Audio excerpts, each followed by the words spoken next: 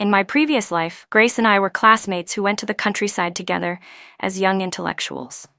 When we realized there was no hope of ever returning to the city, we decided to get married there. But at that time, there were only 2 marriageable men. Grace chose to marry Jake, a miner, so she could live comfortably without struggling to earn labor credits, while I married a widower named Robert. Unexpectedly, not long after, the mine was shut down. Jake lost his job, his temperament became unstable, and he eventually turned into a violent man who abused his family. Meanwhile, my husband turned out to be a soldier, and our marriage was incredibly happy. Out of jealousy, Grace invited me out and pushed me off a cliff. When I lived again, she chose the man who had been my husband in the previous life and told me that this time I had to let her enjoy the blessings. But she didn't know that everything I had was earned through sweat, pain, and hardship. "Lily, that man is a miner. He definitely has money. If you marry him, you won't have to work yourself to exhaustion earning labor credits," she said. Seeing that Grace's choice was completely different from our previous life, I instantly understood. Both of us had been reborn, and we had returned to the exact day the matchmaker came to arrange our marriages. We were making the same decision all over again. The pain from the fall that had shattered my body was gone. Grace was still trying her best to persuade me. "Lily, the matchmaker said the miner has liked you for a long time. If you marry him, your life will be much more comfortable." I blinked my big round eyes at her and asked, "But what about you? Do you really want to marry the widower? You're such a young woman."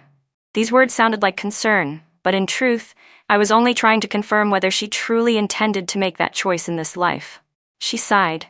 "What choice do I have? There are only those 2 men. We're women, don't we still have to rely on men? Lily, as long as you're happy, I'm happy." I sneered inside. She really knew how to act like she cared. If in our previous life she hadn't invited me out and pushed me off that cliff, maybe I would have believed her. The matchmaker grew impatient. "So, have you 2 decided?" Grace answered immediately, "We have. Lily will marry the miner, and I'll take the other man." Her eyes could not hide her smugness. I lowered my gaze, thinking to myself, she really believes marrying that man will bring her happiness? His situation is nowhere near as simple as the matchmaker claims. In our previous life, Grace and I were both best friends and classmates. After graduating high school, we went to the countryside with others to work. Over time, we gradually realized that the hope of returning to the city was extremely slim. That was when people began arranging marriages for us, 1 widower and 1 unmarried miner. In our previous life, Grace chose the miner first, leaving the widower to me. But her comfortable life didn't last long. Soon, the mine shut down, and Jake completely collapsed. He was drunk every day, and whenever he was drunk, he would beat her mercilessly, making her life worse than death. The man I married, however, turned out to be a soldier who always loved and protected me. When we were old, there was a time when Grace came to the city and happened to meet me. She took the initiative to invite me for a walk, saying we had been close like sisters for so many years and hadn't talked in a long time. I didn't suspect anything, and happily agreed. But when we arrived at the cliff, she suddenly shoved me hard, her eyes filled with malice. "Why do you get to live so happily while I have to suffer day after day? I can't accept it." But because of the momentum, she also lost her balance and fell with me. The 2 of us died together at the bottom of that cliff. But in this life, as I watched her make a different choice from before, I let out a cold laugh in my heart. All the suffering I'd endured in my past life, let's see whether she can withstand it this time. That day, Grace and I were both married off. The miner's family brought a lot of pork as gifts, and the bride price was extremely generous. I wore a brand new red wedding dress as I waited for him to come pick me up. Meanwhile, Grace's side was extremely simple, with almost no proper bride price. She wore a faded set of clothes, and on her chest was only a single red flower to mark her as a bride. Her eyes kept drifting toward my wedding gifts, and jealousy twisted her expression so much that she unconsciously dug her fingernails into her palms.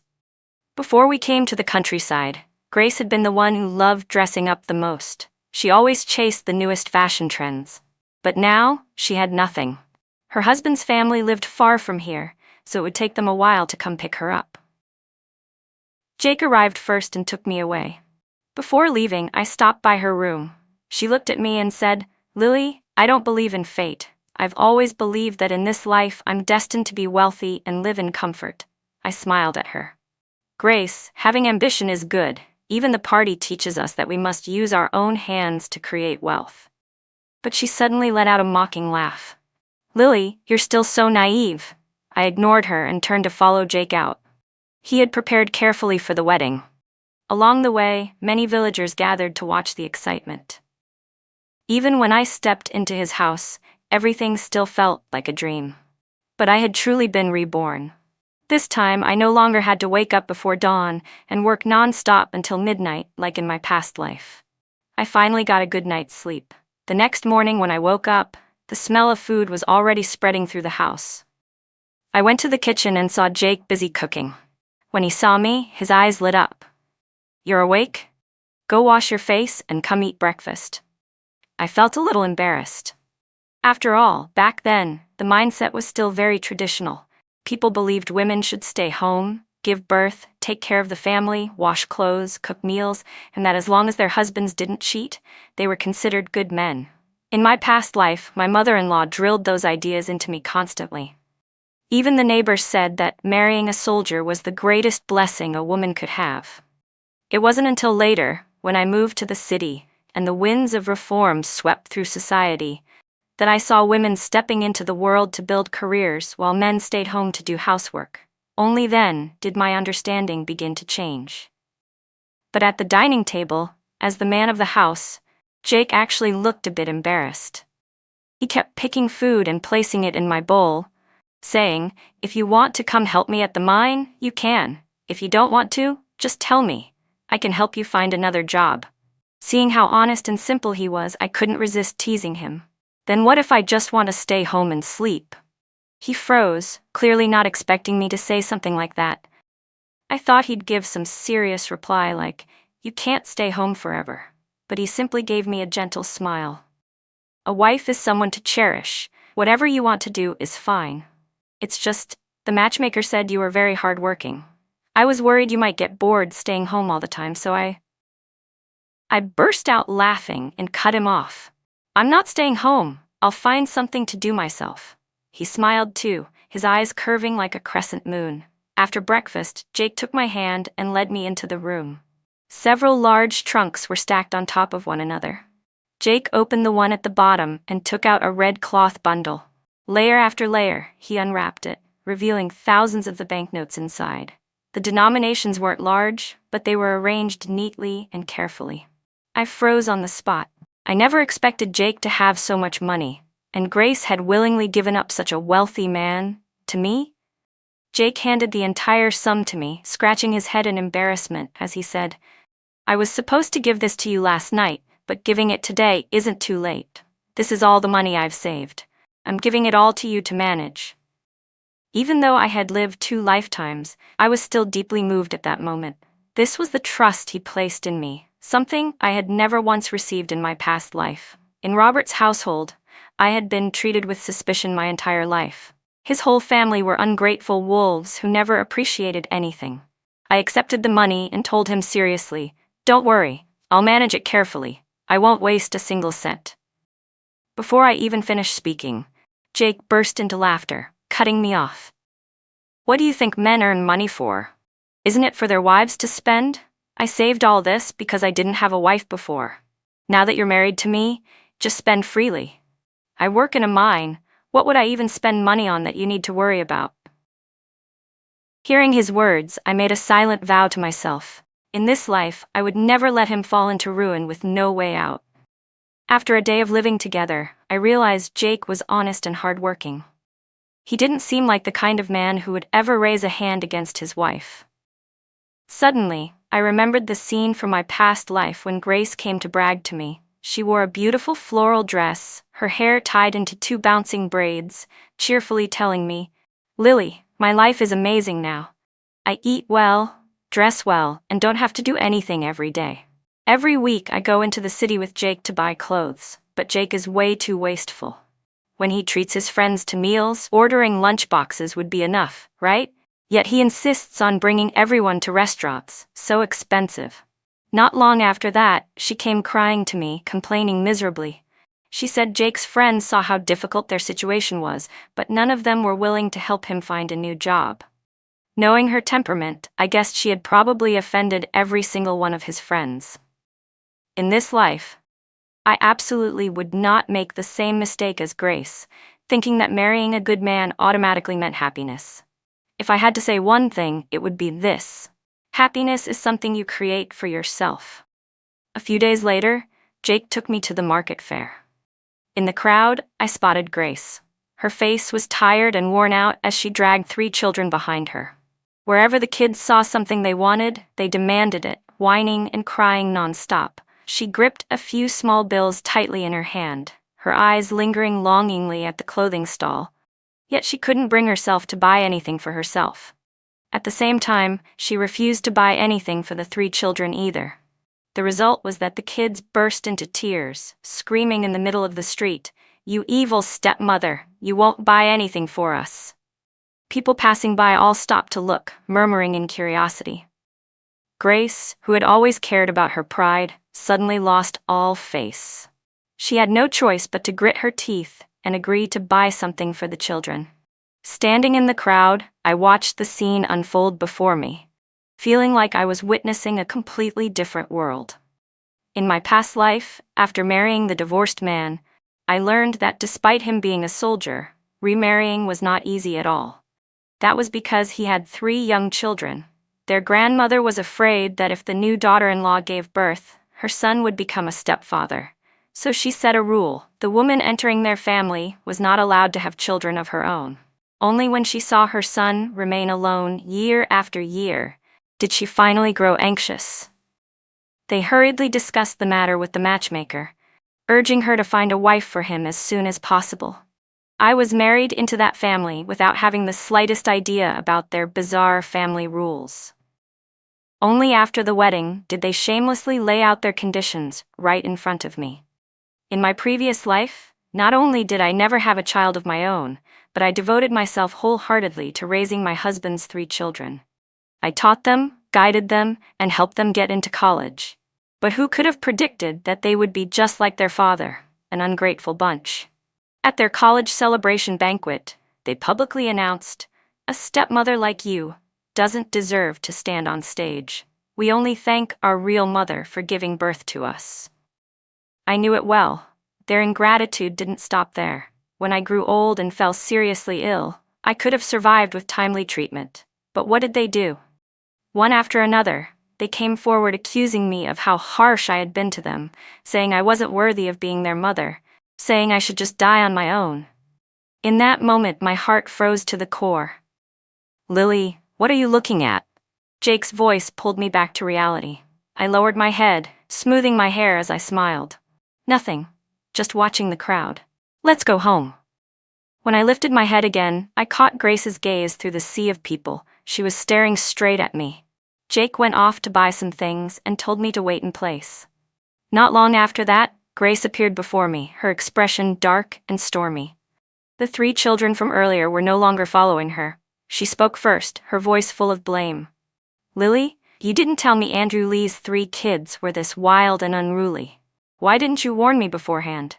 And his mother, she's so old, yet hasn't died, and she's fierce like a tiger. Why didn't you say anything?" Every word out of her mouth was an accusation.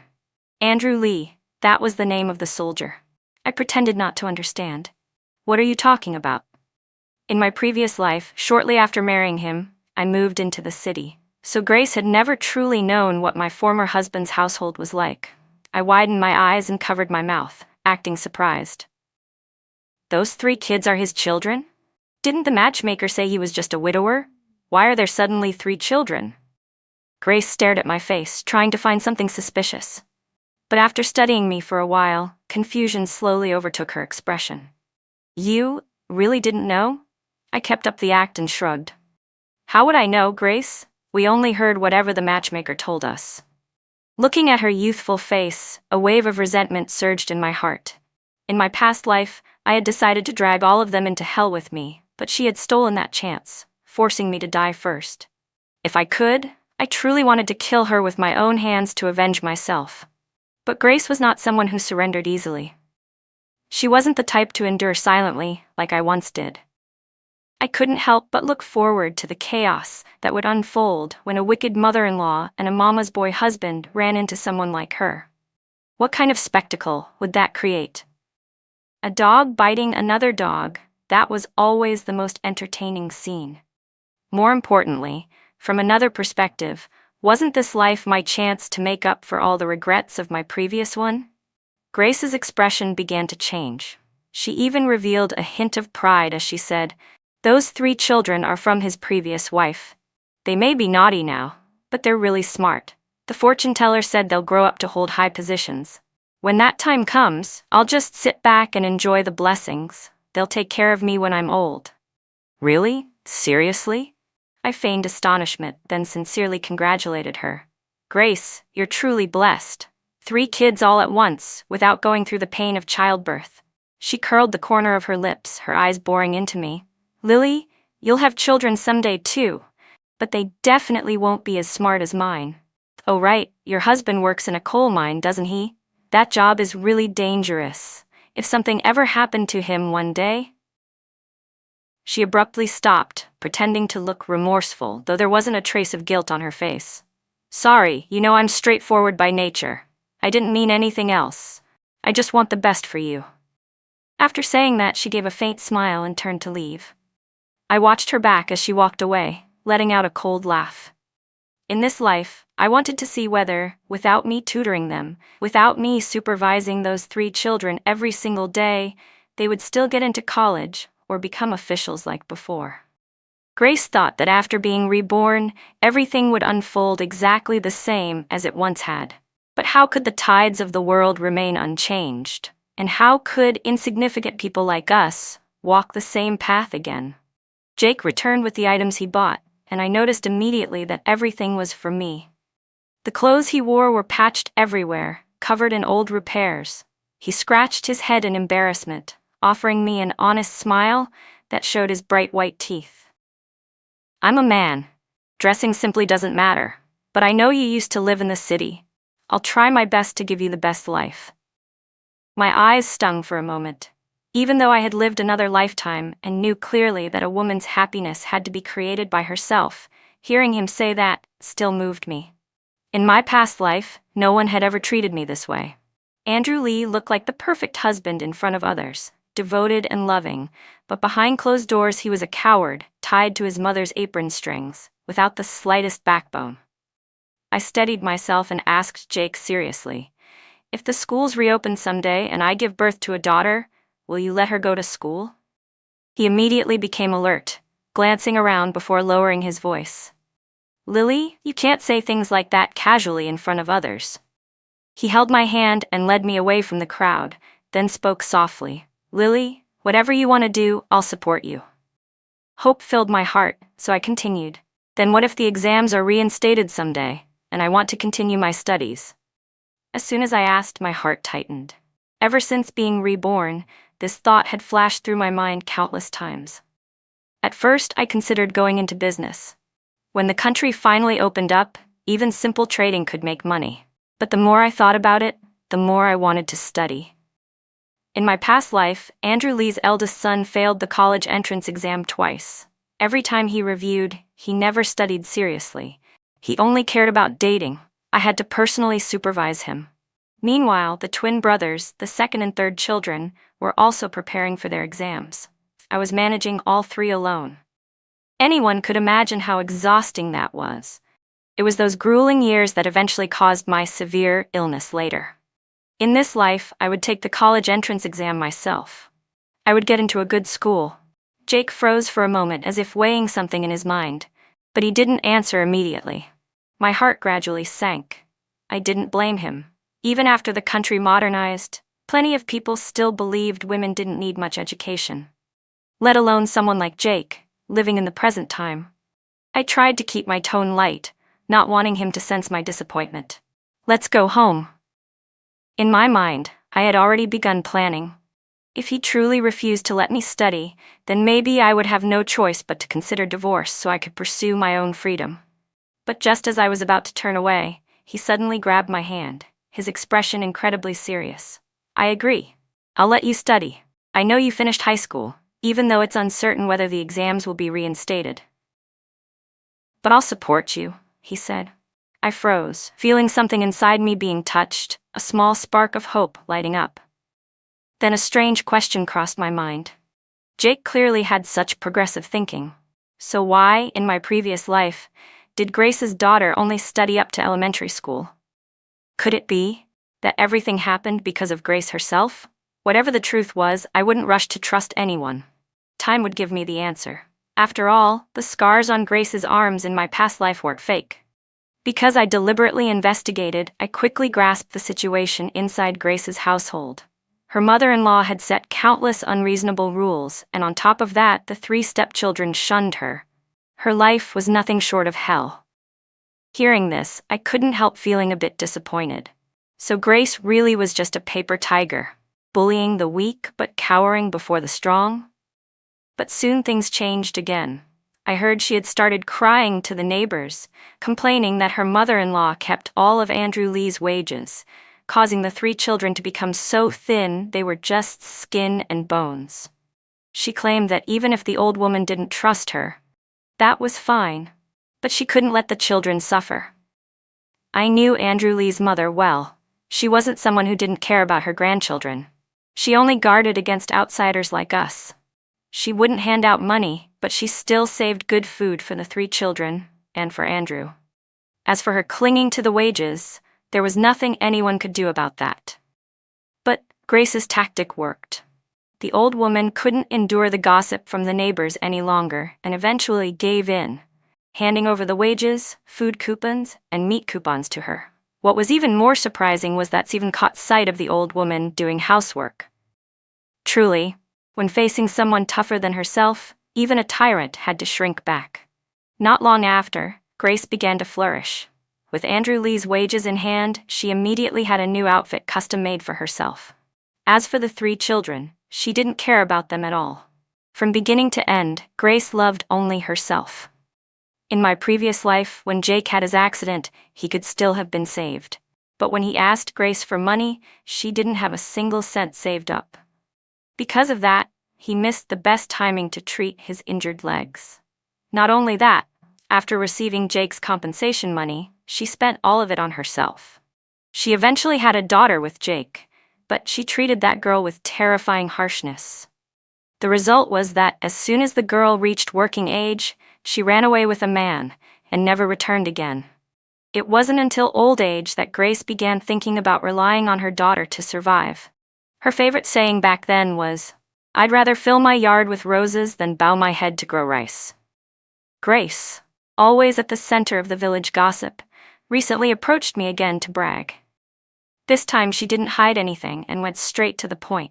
"Lily, I had a dream. In it, you and I switched lives." She went on and on describing her past life, but her story conveniently stopped at the part where Andrew Lee's 3 stepchildren graduated from college and became officials. She didn't mention at all how she pushed me off a cliff.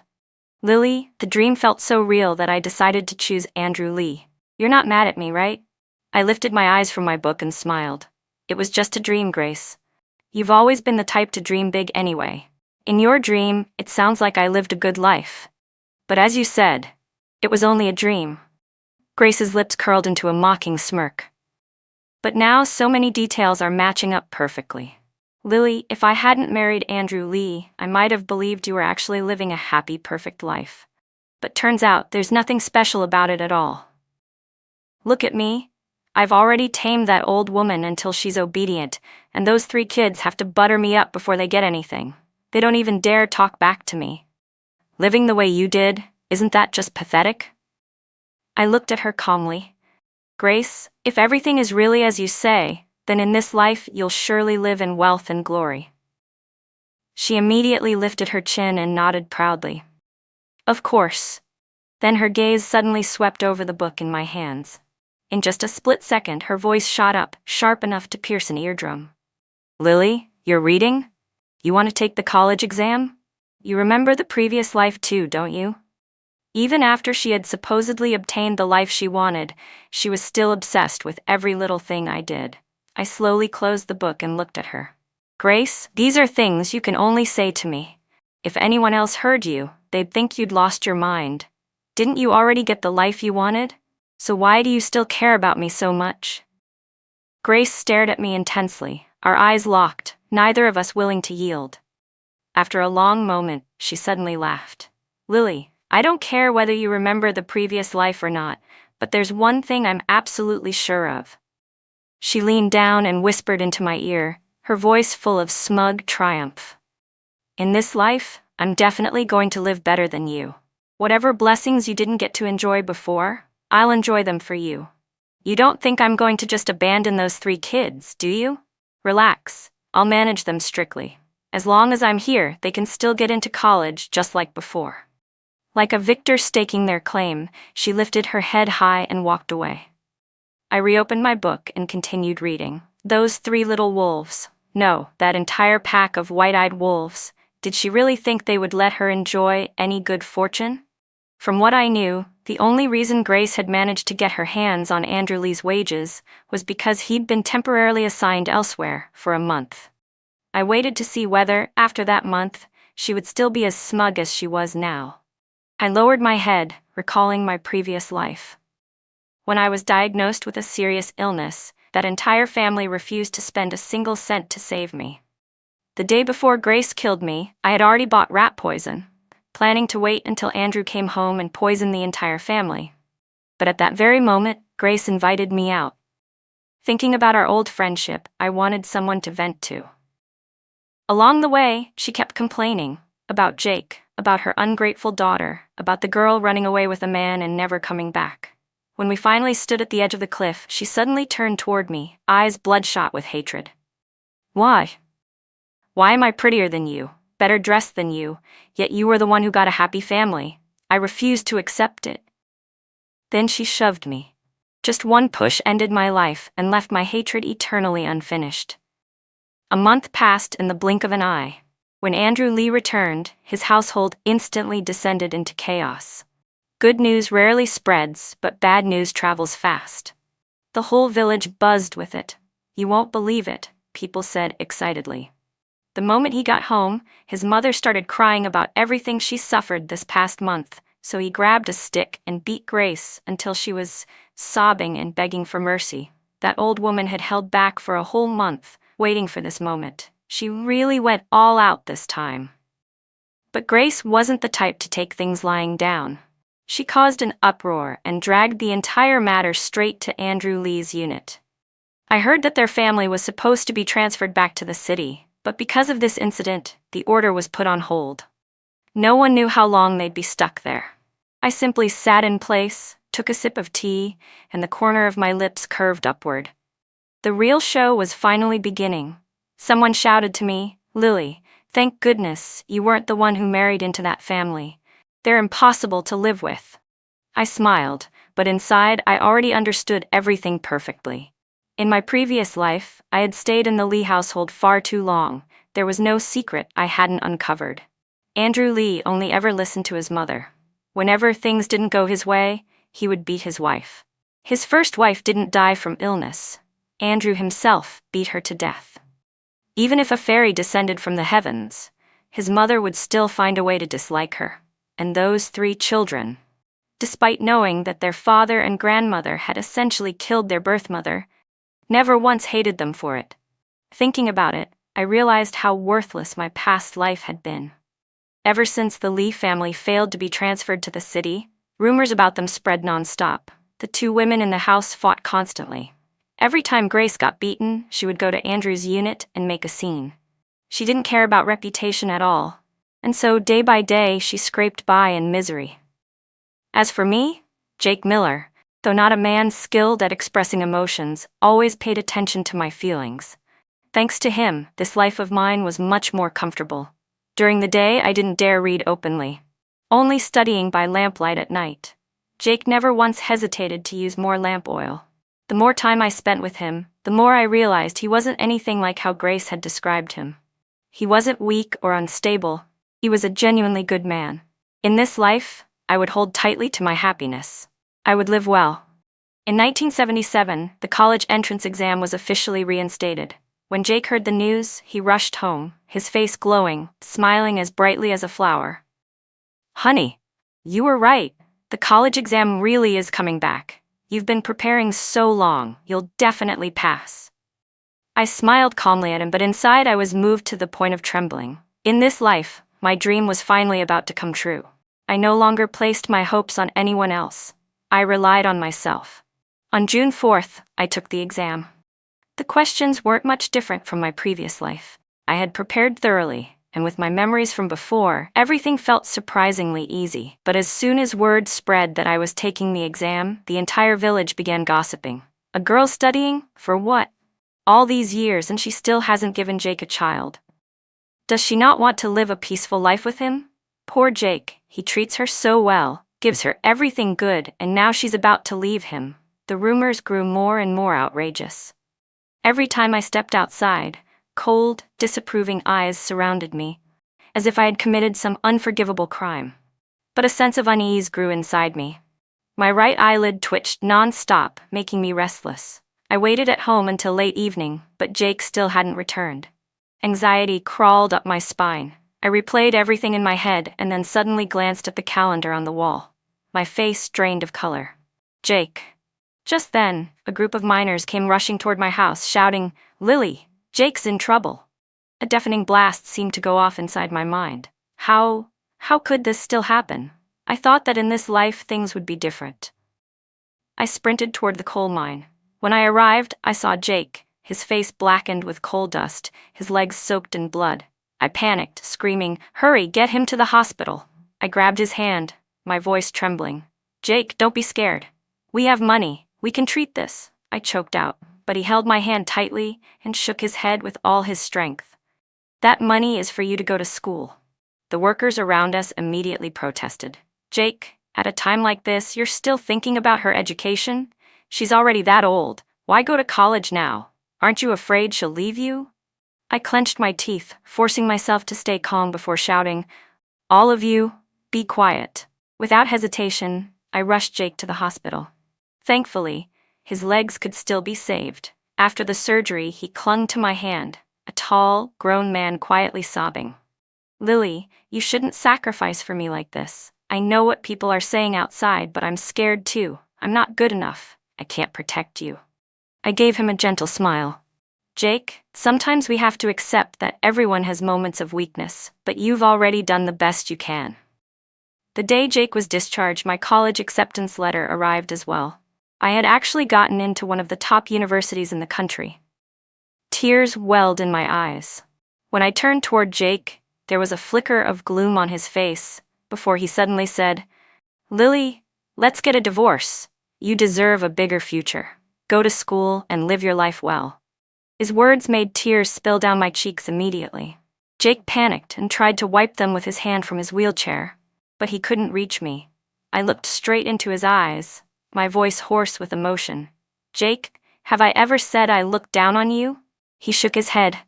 "Then don't you ever say something like that again. For the next 2 months, focus on recovering. Then come to college with me." His eyes lit up, though hesitation lingered. "Lily, aren't you afraid people will look down on you?" I let out a cold huff. "Respect is something you fight for yourself. I'm already past 20 and I still got into college. Once we're sitting in the same classroom, we'll be equal just like everyone else." I looked at him seriously. "Jake, a person can't live without a conscience." He turned his wheelchair around, his back facing me, as he quietly wiped away tears. In September, I took Jake with me as we left the countryside and headed to Beijing for college. On the way, we passed the Lee household. Through the gate, I saw Andrew Lee's 3 children surrounding Grace, complaining loudly. "You're not our real mother. Why do you get to boss us around?" Andrew's mother, after an entire year of battling wits with Grace, looked far more worn out than she had in my previous life. She stood nearby, scolding furiously. "You dared hit my grandkids? Just wait till Andrew gets home. He'll teach you a lesson." Grace glared at the old woman, her voice dripping with venom. "You nasty old hag. You just want to ruin my happiness with Andrew, don't you? If it weren't for me, do you think anyone would have married your useless son? I've been tormented until I'm barely human anymore. If you dare stop me from disciplining these kids, I'll fight you to the death. Let me tell you something. These 3 children are all future talents. They must study properly and become high officials someday. Don't you dare ruin my retirement." Just as she finished yelling, her eyes landed on me. Immediately, she ran over, her gaze shifting to Jake and our luggage. "Lily, you actually got into college," I replied calmly. "Yes." Her eyes darted quickly, and suddenly she gave a cold laugh, glancing at Jake. "Are you still a man? How can you let your wife go to college? Aren't you afraid she'll dump you later? You're just a cripple. What can you possibly do?" I frowned, but before I could say anything, Jake shot back firmly. "My legs are almost healed. I'm not crippled, and besides, Lily is not the kind of person you're talking about. If you're so free, how about minding your own business instead of ours?" Jake shot back. "What? She healed your legs?" Grace's voice shrilled sharply, her expression shifting immediately. Jake looked at me with deep affection. "If Lily doesn't take care of me, who will?" All summer long, I had helped him practice walking little by little. Sweat drenched the back of my shirt, yet not once did the thought of giving up cross my mind. That summer was also when he and I truly connected, our hearts growing closer. But we didn't have time to waste. I quietly pushed his wheelchair away, leaving Grace with only one sentence. "Everyone has the right to pursue happiness, but the essential condition is doing it with your own strength. Not sitting around waiting for good fortune to fall from the sky." After graduating from college, I became a teacher. Jake and I built a small, happy family. Occasionally, I still heard news from the Lee household. In this life, without me tutoring Andrew Lee's 3 children, they didn't even make it into vocational school, let alone university. All 3 ended up working in factories. When Grace realized none of them would ever help her rise in life, she finally decided to divorce. But how could Andrew Lee possibly agree? The 2 of them fought constantly, their arguments escalating into violent clashes. Rumor had it that during one of their fights, Andrew's mother stepped in to defend her son but was accidentally pushed down the stairs and died. One life lost, wedged between the 2 of them. In this life, none of them were destined to live peacefully again. Truly, dog eat dog is the most entertaining scene to watch. Jake and I had a daughter, and he adored her dearly. He always smiled, saying, "Girls are wonderful. She's just like her mother. She's definitely going to college someday." Time proved that he was a good man, and in this life, I firmly held my happiness in my own hands.